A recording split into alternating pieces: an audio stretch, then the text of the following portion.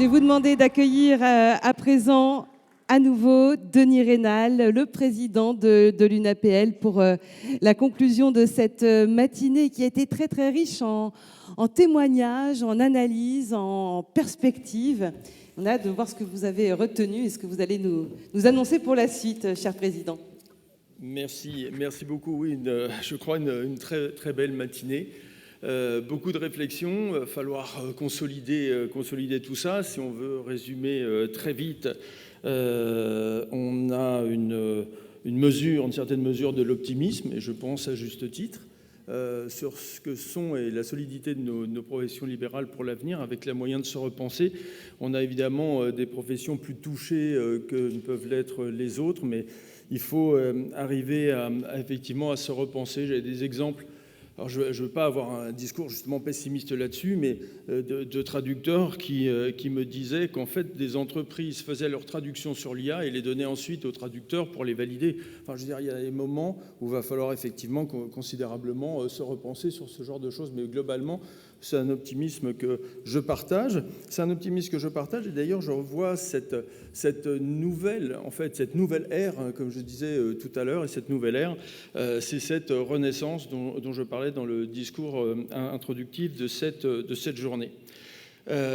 Sur le deuxième, vous avez tous retenu, c'est la stratégie de la dinde, professeur Fréry, mais qui a dit aussi beaucoup d'autres choses absolument passionnantes dans le cadre de la stratégie, et justement sur la stratégie, la manière de se repenser avec des points qui sont des points d'accroche et qu'il faudrait avoir pratiquement toujours à côté des photos des enfants dans les bureaux pour savoir comment orienter ses choix, ses stratégies, et j'ai cru comprendre s'y tenir.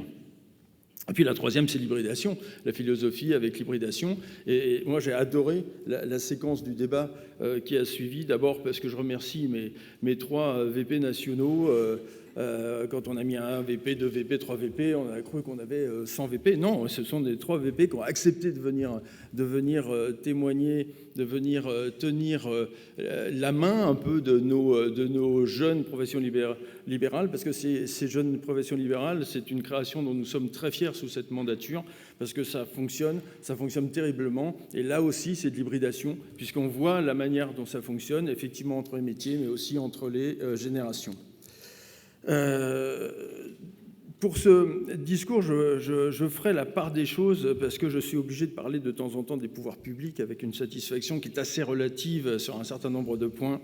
Mais je tiens à rappeler d'abord la qualité des relations, comme vous l'avez dit, monsieur le directeur général, on tient vraiment à la relation qu'on a avec la DGE. Alors, avec le discours, on peut avoir l'impression, aussi bien avec vous, Thomas Courbe, qu'avec Geoffroy Cailloux et ses équipes, parce qu'il y a aussi des équipes derrière qui sont franchement fantastiques.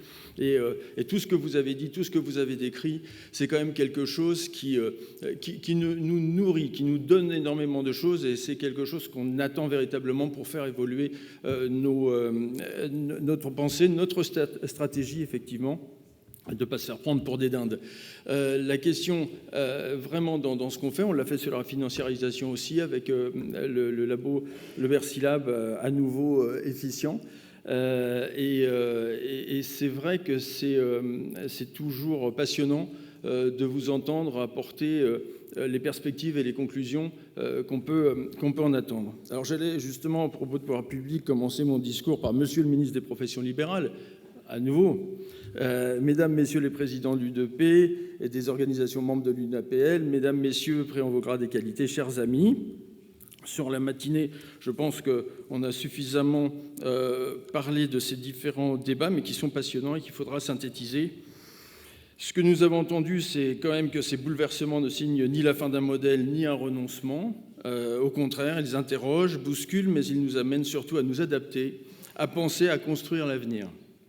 Les regards croisés de nos intervenants nous ont permis de mieux comprendre le contexte macroéconomique dans lequel évoluent les professions libérales, d'identifier les nouveaux modèles économiques qui émergent et de questionner parfois en profondeur le sens et l'identité même de nos métiers. Nous avons parlé d'innovation, d'intelligence artificielle, beaucoup. Je rappelle que le congrès est dédié à la transformation de nos cabinets, et l'IA est un des vecteurs de modification, de changement, de performance aussi. On a parlé d'identité, d'éthique, de responsabilité, autant de piliers qui font de l'exercice libéral. L'intervention de Thomas Courbe, on en parlait, est venue souligner l'importance du dialogue entre les professions libérales et les pouvoirs publics dans le côté qualitatif de la relation, car si les entreprises libérales savent s'adapter, elles ne peuvent le faire durablement sans ce cadre lisible, stable et une réelle connaissance de leur place dans l'économie française. Voulons-nous subir ces transformations ou les piloter? Où voulons-nous aller?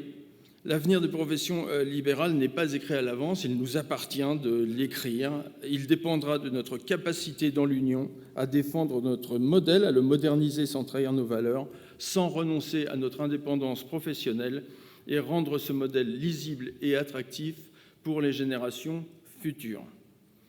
L'entreprise libérale n'est pas un vestige du passé. On l'a dit, je crois, assez largement, dans chacun des conférences du matin. La profession libérale non plus. Elle n'est plus que jamais un modèle d'avenir. Je le pense sincèrement, profondément humain, éthique, responsable, ancré dans les territoires et aussi solidaire et engagé. Face à ces défis, rester immobile serait une faute. L'UNAPL a fait un autre choix, celui de l'action. Depuis le début de notre mandature avec le Bureau national, je me suis engagé pour l'UNAPL autour de 3 caps. La préservation de notre indépendance est notre boussole pour les tracer.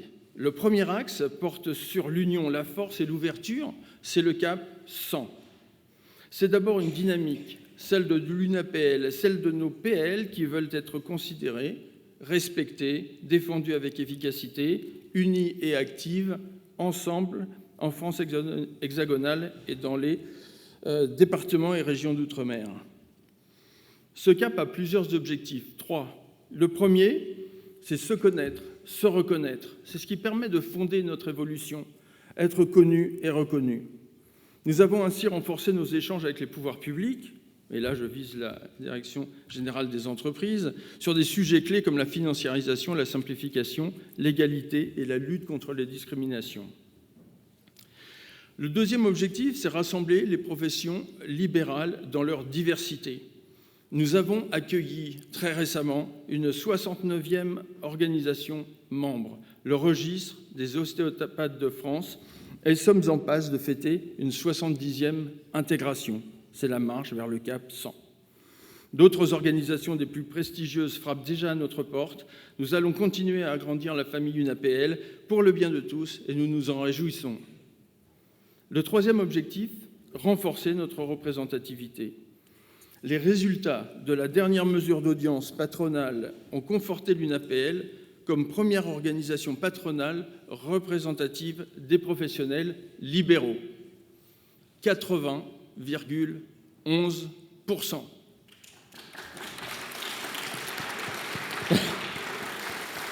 Nous sommes fiers de représenter ce secteur puissant au sein de l'Union des entreprises de proximité, mon cher Michel, l'U2P. Un petit mot sur l'U2P. Vous le savez, l'U2P est né du rapprochement de l'UPA et de l'UNAPL en 2016 sous la présidence avec l'esprit visionnaire et prospectif de Michel Chassan, que je salue à nouveau au passage. Au départ, c'est le dialogue social au niveau interprofessionnel qui marque cette union entre les familles de l'artisanat et du commerce de proximité, celle de l'UPA, et celle des professions libérales de l'UNAPL, les familles de la santé, du droit, de la technique et du cadre de vie. Depuis 2016, les missions de l'U2P ont évolué autour de sujets multiples qui doivent concerner nos 4 organisations en commun. Des sujets touchant aux entreprises de proximité, car faut-il rappeler que nos entreprises libérales sont toutes des entreprises de proximité. Nous travaillons chaque jour activement avec l'U2P sur des sujets de tous ordres, que ce corps intermédiaire patronal porte pour nous et avec nous auprès des pouvoirs publics, l'éventail allant de la protection sociale à la charte de confiance pour renforcer l'anticipation, l'accompagnement et la prévention des difficultés des entreprises, qui était le dernier sujet que j'ai vu passer quand j'ai clôturé mon discours, mais je crois qu'il y en a eu d'autres tout de suite après. Voilà, 2 autres. À tous les détracteurs, parce qu'il y en a, de cette union qui se plaisent à nous demander encore d'un regard parfois étonné ce que nous partageons. J'aime à dire que nous sommes ensemble des bâtisseurs de l'avenir, chacun à son poste, proche de nos concitoyens, que nous exerçons des métiers où l'humain est au centre et que nous représentons plus de 3,3 millions, tu as dit 3,5 millions tout à l'heure, de millions d'entreprises, soit les 2/3 des entreprises françaises du secteur marchand. Les 4 confédérations se parlent et se comprennent de mieux en mieux. L'UDP est encore jeune, elle fêtera ses 10 ans en 2026. Nous saluons son président, issu de nos rangs, notre ami Michel Picon, président d'honneur de l'UNAPL, qui atteint déjà son mi-mandat et passera ensuite la main aux 3 familles de l'artisanat et du commerce de proximité et qui se succéderont. Nous avons entendu tout à l'heure avec un grand plaisir, le président de l'UDP, il a la lourde tâche de mettre au diapason la parole des confédérations pour un « la » à l'unisson, qui sera alors le seul message de l'UDP. Son exercice n'est pas facile. Il faut en convenir. Concilier les positions des 4 confédérations aux histoires, aux réalités de terrain et aux idées si variées relève d'une gestion exceptionnelle du risque de dispersion mentale. Parler d'une seule voix pour toutes les composantes attentives à ces mots est une gageure. Le président de l'UDP doit pourtant tenir cette barre, il doit y veiller sans désemparer, protéger la tribu, trouver la synthèse. Je le redis, c'est difficile et nous aiderons toujours le président Picon dans ce sens à tenir bon la rampe.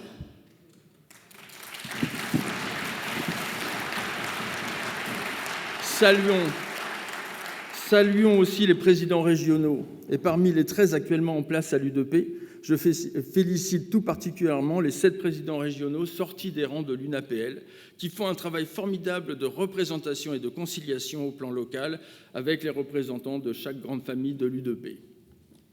Notre deuxième cap concerne l'innovation. Ceux qui me connaissent savent que j'aimerais dire de progrès dans et pour nos activités. C'est le cap entreprise libérale augmentée.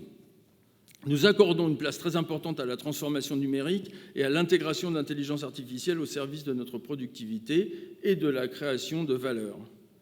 C'est un fil rouge qui nous guide, une stratégie.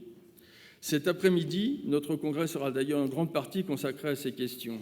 À l'UNAPL, nous disons oui à l'innovation, mais à une innovation éthique au service du professionnel, au service de la qualité du service rendu, au service de la valeur créée et partagée, au service du progrès. Troisième cap, plus structurant, le cap PL demain. PL demain, où allons-nous ? Ça se retrouve. Le cap PL demain, c'est d'abord une conviction profonde, celle que les professions libérales ne sont pas un secteur économique parmi d'autres, mais une clé de voûte de la société française. Chaque jour, partout sur le territoire, les professionnels libéraux soignent, défendent, conseillent, accompagnent, sécurisent, construisent. Ils sont au cœur de la vie quotidienne de 5 millions de Français. Chaque jour, une vie quotidienne de 5 millions de Français. Ils incarnent une économie de proximité, de confiance, de responsabilité. Nous l'avons rappelé, chaque année, plus de 350 000 entreprises libérales se créent dans notre pays. Cela dit quelque chose de puissant sur cette dynamique entrepreneuriale. L'envie d'entreprendre, le choix de l'autonomie, la volonté de mettre une compétence au service de la société. Mais s'installer, ce n'est pas seulement exercer un métier, c'est créer et piloter une entreprise dans un environnement juridique, fiscal et social complexe. Cela suppose un accompagnement solide et structuré. L'accompagnement des futurs professionnels n'est pas un sujet secondaire. C'est un enjeu stratégique pour la pérennité de nos entreprises et pour l'avenir même de l'entreprise libérale. Et nos maisons des professions libérales sont là pour cela, soutenues au moins dans leur architecture par la Direction générale des entreprises. Pourtant, notre secteur est encore insuffisamment reconnu, insuffisamment identifié par les pouvoirs publics, les autres, et ne bénéficie pas toujours des dispositifs d'appui à la hauteur de sa contribution réelle à l'économie et au territoire. Parfois même, certains pouvoirs publics jouent contre nous, parce qu'ils ne maîtrisent pas les règles de notre jeu, parce qu'ils ne nous écoutent pas assez, parce qu'ils nous imposent des règles qui, sans rien apporter d'intelligent, ont des impacts lourds, ne prennent pas en compte l'intérêt collectif de nos entreprises ni leur incidence sur l'intérêt général de la société d'avenir dont nous sommes le cœur. Parmi maints exemples, Parmi ceux qui touchent en plein cœur nos maisons des professions libérales, citons l'accompagnement des futures professions libérales au travers de l'information et de la formation professionnelle, que nous savons pourtant délivrer avec la plus grande efficacité, comme une aide indispensable à l'installation d'un candidat à l'exercice libéral, et que les pouvoirs publics sont venus contrarier dès le début de l'année 2025, privant nos ORIF d'activité du jour au lendemain, après près de 30 ans de pratiques louables et publiquement reconnues. Citons encore, toujours contre la stabilité de nos maisons des professions libérales et au même instant, par une disposition subreptice de la tardive loi de finances pour 2025, le retrait intempestif et brutal de l'agrément des associations de gestion agréées, alors qu'elles étaient en train de se repenser et de se spécialiser dans l'accompagnement des nouveaux entrepreneurs libéraux face au mur des formalités et obstacles de la vie entrepreneuriale.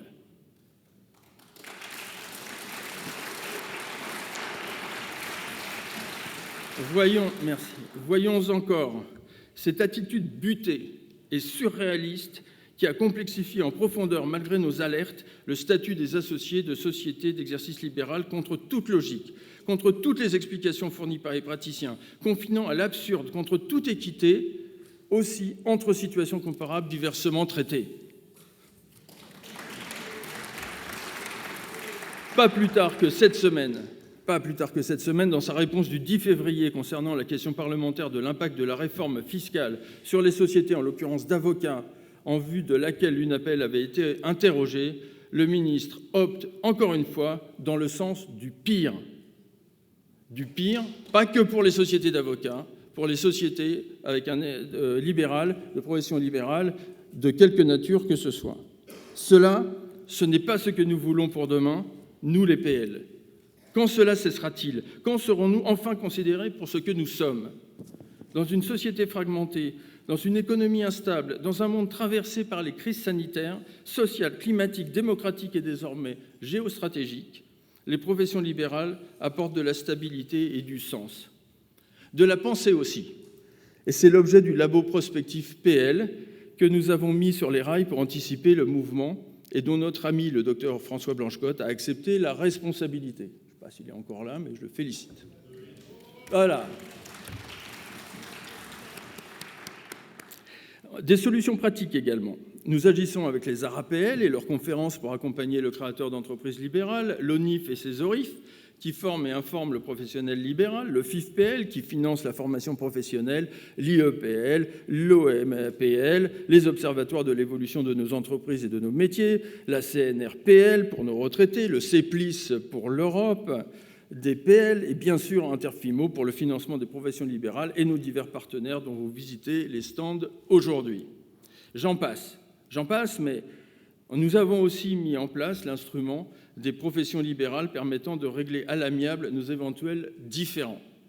C'est notre centre CCAPL, Centre de conciliation et d'arbitrage des professions libérales, notamment animé par mon confrère Jean-Pierre Viennois et le professeur Pierre Mousseron. Comment, sous la mandature d'un président UNAPEL issu de la famille du droit, ne pas promouvoir cet organisme aussi utile que performant? Depuis 1977, nous mettons les piliers en place pour exister demain, fêter nos 50 ans et faire performer nos entreprises libérales. Je ne peux ici que remercier tous nos émissaires qui conduisent aux destinées de notre modèle en pleine évolution. Je ne peux les citer tous, mais j'ai pour chacun une pensée sincère d'estime et d'admiration. On peut applaudir.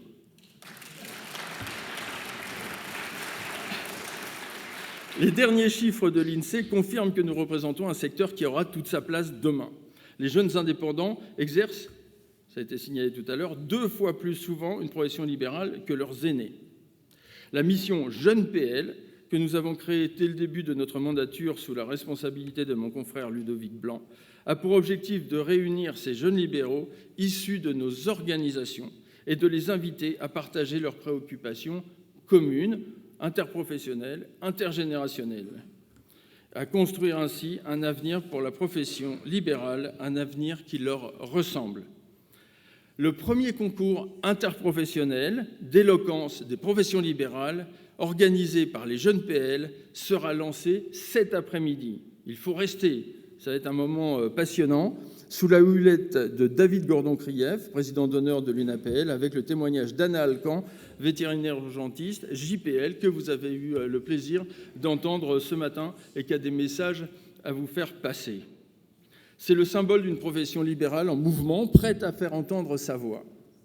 Les 3 caps que je viens de rappeler, le cap 100, le cap entreprise libérale augmentée, le cap PL demain, ces 3 caps, nous allons les tenir dans les prochains mois avec la même énergie. Ils nous guident tout au long de ce congrès, un congrès qui se tient dans un contexte économique particulièrement exigeant. J'aimerais terminer par un message au pouvoir public. Les autres ? Vous l'avez compris, vous à la DGE, les professions libérales ne demandent ni privilèges ni passe-droit. Elles demandent équité, stabilité, considération. Elles demandent qu'on leur fasse confiance, qu'on les estime à la hauteur de leur place réelle dans la société et l'économie française.